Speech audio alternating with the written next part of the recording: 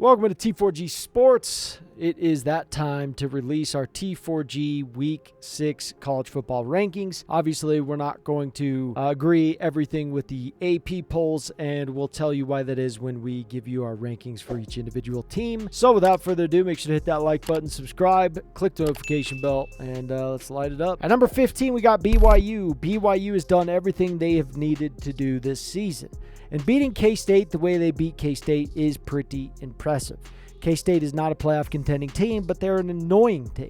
A very annoying team to play. They can beat a lot of really good teams out there, and K-State also just beat Oklahoma State, which is a huge thing. They beat the crap out of Oklahoma State. So I'm impressed enough to throw them in the top 15 until they prove otherwise. At number 14, we got Indiana. Some people are saying, what are you talking about, Indiana? Well, they beat the living crap out of UCLA at UCLA, and LSU struggled at beating UCLA at home. They dog-walked everyone they needed to play. FIU, Western Illinois, Charlotte, 52-14. They just played Maryland, beat them 42-28.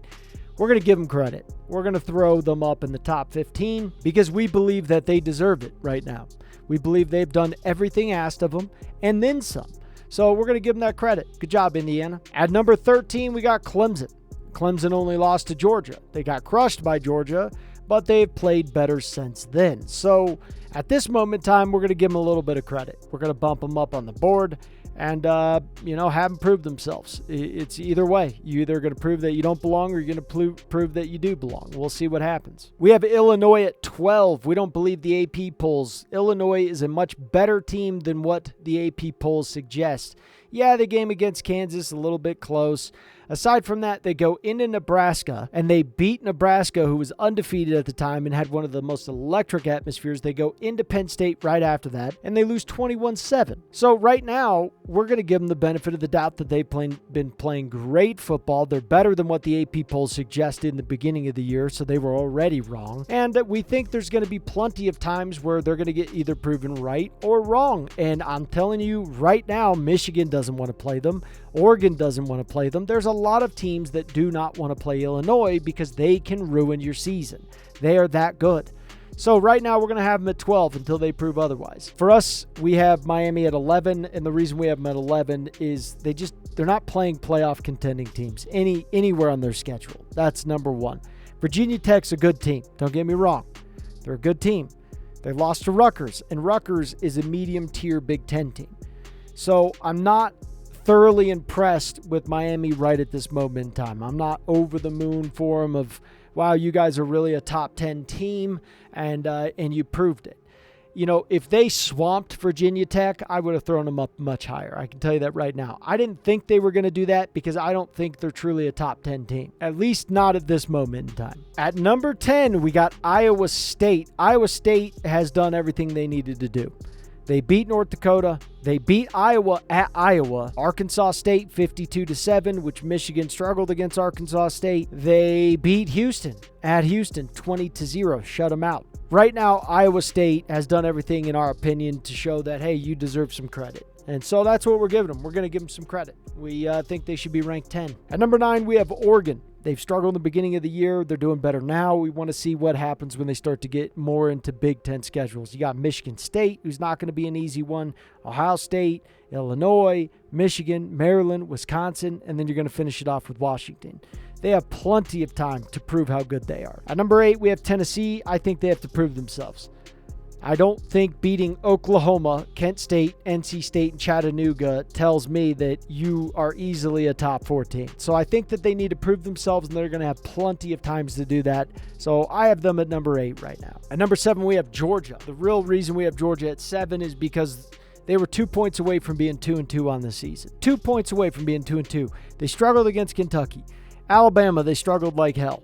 And Alabama in the Georgia game, it was a good game, but also was a sloppy game defensively for both of them. Both teams gave up over 500 yards on defense, which is insane. That's a lot of yards. So right now, I think this is the best thing for Georgia because I think Georgia now is playing with that now we have to prove ourselves mentality, and I think that's going to be good for the program. At number 6, we have USC beat LSU. You've only lost to Michigan, and you beat Wisconsin 38-21. Good enough for us. We'll keep you at number 6. Now at 5, 5 for us, we have Michigan. The reason we have Michigan is because USC is playing really good football. They beat Wisconsin, they beat LSU, and if you beat USC and only lost to Texas, that's good enough for us. We'll keep you at number 5 until you prove otherwise. Do we think they're going to keep the number 5 spot? Probably not. But for right now, we got to give them the number 5 spot until they prove otherwise. They got a really tough schedule. You got at Washington, at Illinois, Michigan State, Oregon, Indiana, who's undefeated, and then you finish it off with Ohio State. They have plenty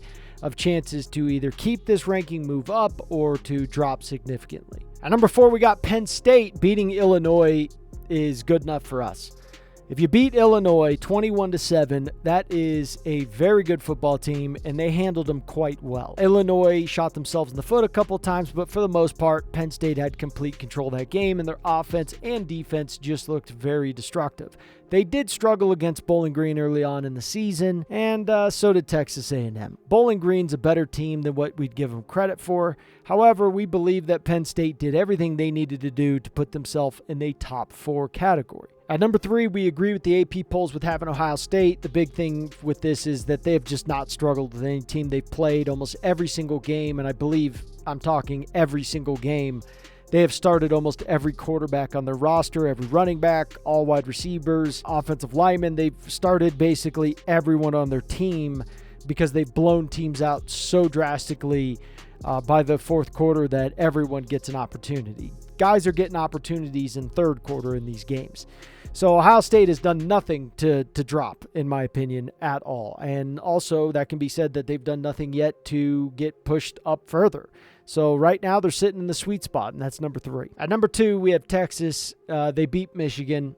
And that's good enough for me right now. You played Michigan at Michigan. I know it's in the beginning of the season. I know Michigan's playing a little bit better than they were early on, but it's still good enough for me to put you at number 2. At number 1, we have Alabama. Quite simply put, what have you done for me recently? And you beat Georgia and you beat Wisconsin at Wisconsin. Good enough for me. I will say, if I were to critique anything, I don't like how Georgia and Alabama gave up so many yards up from their defense. I just don't like that. The amount of yards that they allowed was absurd. And I don't like how they struggled against USF in that game. I know it says 42-16, but if you watch that game, you knew it was much closer than what the score dictated. And so those are the only 2 things that I don't like, but at this moment in time, you have to put them at number 1. You have no choice.